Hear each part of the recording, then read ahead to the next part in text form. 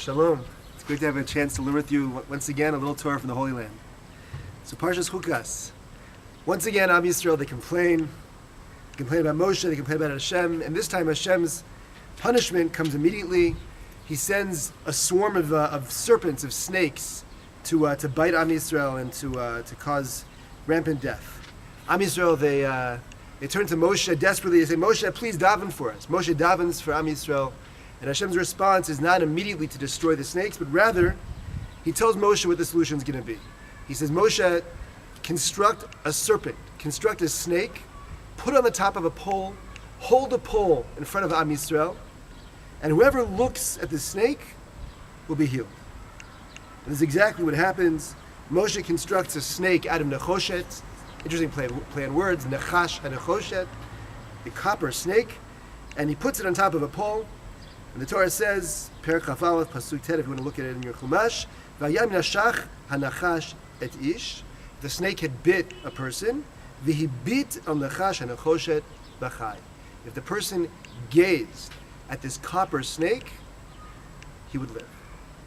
Now, first of all, it's important to note that the word he beat doesn't just mean to look. It means to gaze. It means to ponder. It means to almost to meditate on the snake. What's up with this? What is this, magic? Is it sorcery? That somehow this copper snake has this ability to heal? So we know that the medical profession has that symbol of the pole with the snake wrapped around it. It's based on these psukim, but I think doctors would agree that copper snakes don't exactly heal snake bites. So exactly what's happening here?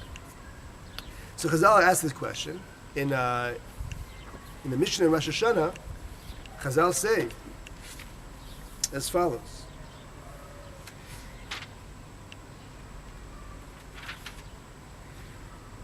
They say, "V'chi nechash memit or nechash mechayeh." Could it be possibly true that a copper snake gives life or takes life away? Is that possible? No. El b'zman sheYisrael mistaklin klapei mala, when Am Yisrael gazes up at the heavens, at Shemayim, u'mishavdin libam lavim shebashamayim, and thereby when they look at Shemayim and they see the heavens, so that causes them to subjugate their hearts to Hashem. Hayimid rapin. Therefore, they were healed. And if they didn't subjugate their hearts to Hashem, they were destroyed. Beautiful.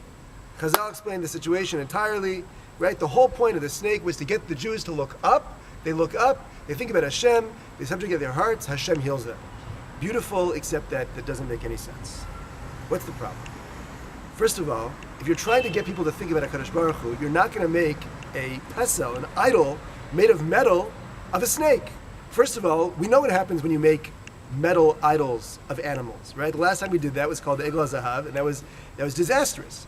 Second of all, the snake is not exactly a very inspiring image, right? We know that the last time we saw the Nachash was when he was convincing Adam and Chava to rebel against God.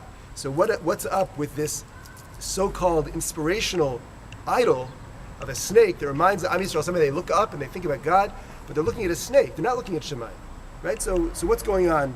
What's going on with this concept? Obviously, Chazal are aware of this. So how do they see this snake as the source of inspiration?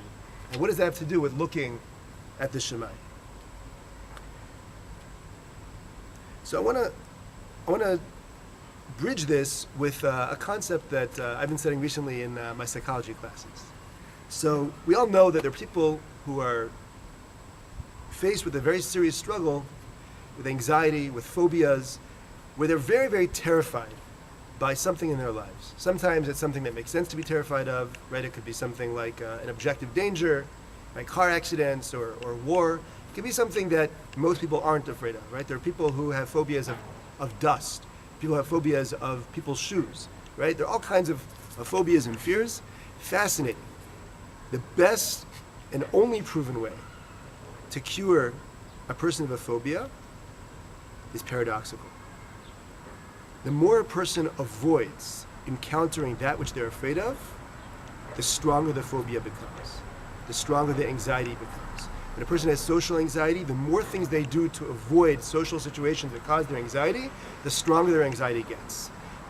The paradoxical cure for phobias and anxiety is exposure, is the person willingly choosing to come face to face with that which they're afraid of. right? When a person is afraid of, let's say a person is afraid of shoes, right? So they'll first, obviously they do this with a trained therapist, but they first, imagine looking at shoes.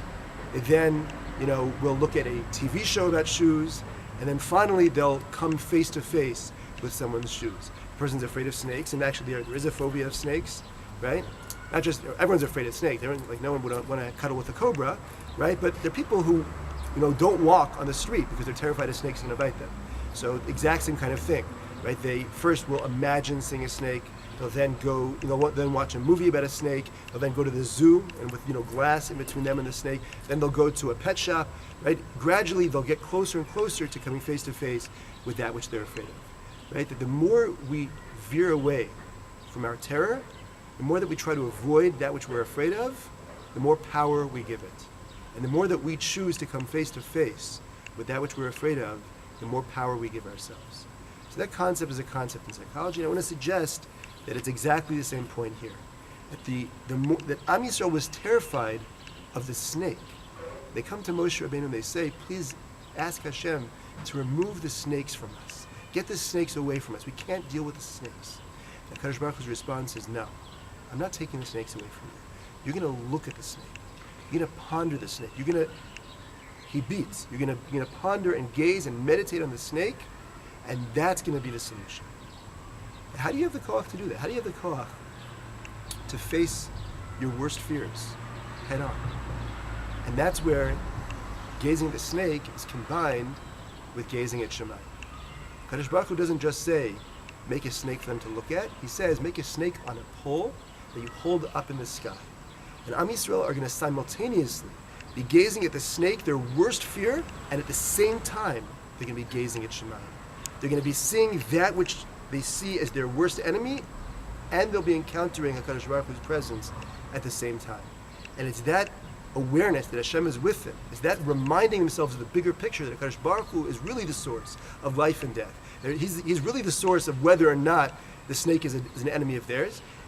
Reminding themselves of that as they face the snake, that's what enables them to experience the cure, to experience the redemption of their fear, the redemption of the danger of the snakes, by simultaneously facing the danger and their awareness of HaKadosh Baruch Hu as their ultimate source of help at the same time.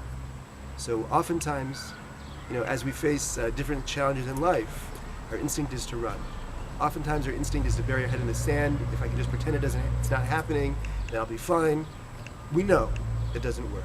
We know that problems get worse when we avoid them. We know that the more we run away from a problem, the more power the problem seems to have in our lives. The answer is to face our challenges head on, to acknowledge them, to admit them, to gaze at them if we have to. And the way we can do that without feeling overwhelmed is to constantly be aware that HaKadosh Baruch Hu is there with us.